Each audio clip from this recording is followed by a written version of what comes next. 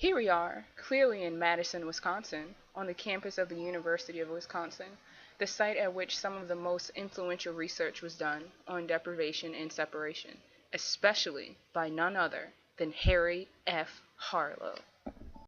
Harry F. Harlow was an American psychologist who focused on human behavior and development.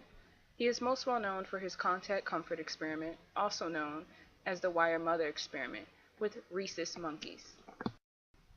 Here, in 1962, Dr. Harry Harlow raised rhesus monkeys from birth, and he found it was necessary to keep young monkeys separate from each other for health reasons. This separation began soon after birth, and he noticed that younger monkeys, deprived of contact with their mothers, appeared to suffer mental distress. They would cower in the corner of their cages and cling to their cheesecloth diapers for a sort of security. These odd trends sparked an idea in Harlow's mind to look at the mother-child bond and the importance of comfort in this relationship. But what could this mean for past research? Before Harlow's experiment, there was only speculation and observational data to support what many psychologists theorized about love.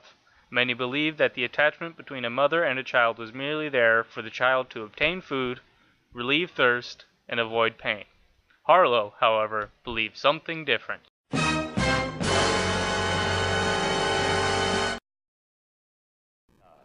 Let me show you a monkey raised on a nursing wire mother.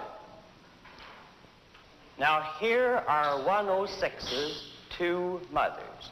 As you can see, it was weaned on a wire mother. Here's baby 106. Watch.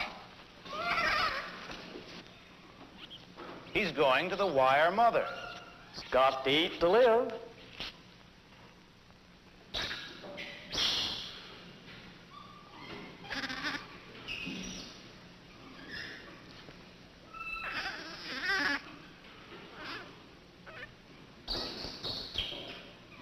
Oh, he's going back. He's back on the cloth mother, and he'll stay on the cloth mother. Actually, this baby spends from 17 to 18 hours a day on the cloth mother and less than 1 hour a day on the wire mother.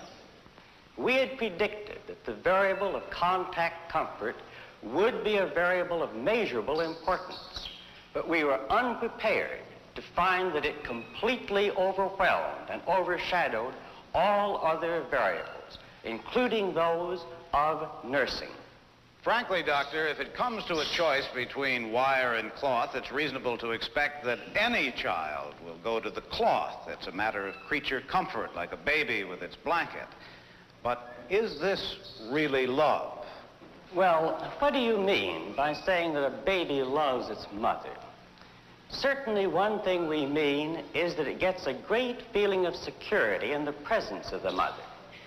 Now, Mr. Collingwood, wouldn't you say that if you frightened a baby, that it went running to its mother, was comforted, and then all the fear disappeared and was replaced by a complete sense of security?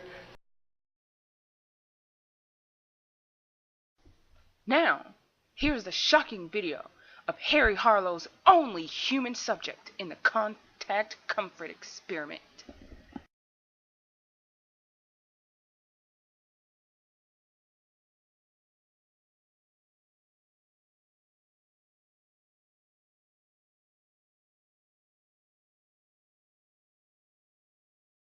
Here you can see the young human boy cowering in fear due to deprivation. Now, let's see how the young boy reacts to the scaring stimulus and the return of his mothers.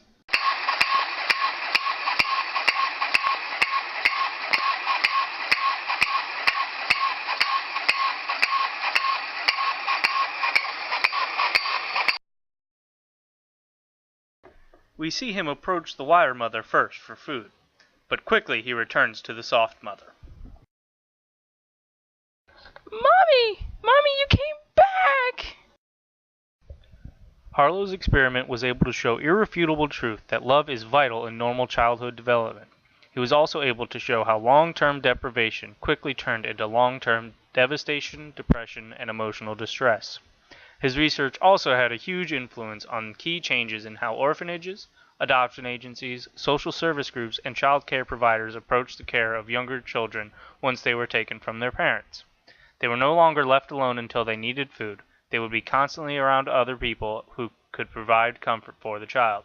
His research also confirmed the wisdom of placing infants with adoptive parents shortly after birth due to being closely associated with critical periods of early life, after which it is difficult or impossible to compensate for the loss of initial emotional security. Harlow's research had coverage in the Mother Love is Emotional Rather Than Physiological journal. He also received many awards for his work, but his most notable award was for his contact comfort research was the National Medal of Science given to him in 1967 by Lyndon B. Johnson. Although his work was able to influence many changes, Harlow's experiments with rhesus monkeys were fraught with criticism and controversy over the treatment of his monkeys. Due to Harlow leaving the monkeys deprived of any contact from other monkeys, he caused long-lasting damage to the monkeys' emotional and mental states. Many of the monkeys even died due to their devastating mental states.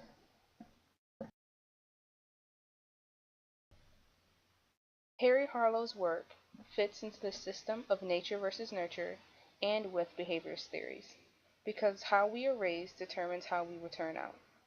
The monkeys were left deprived from contact, so they grew up to be in worsened mental and emotional states. This holds true for humans as well. If a child is deprived from contact in their early years of life, they will lack the same emotional stability that the rhesus monkeys did as well. Harlow's work emphasizes the position that nurture is more important than nature, in which what the monkey's environment gives to him or her facilitates how they grow up rather than what their genes gave to them.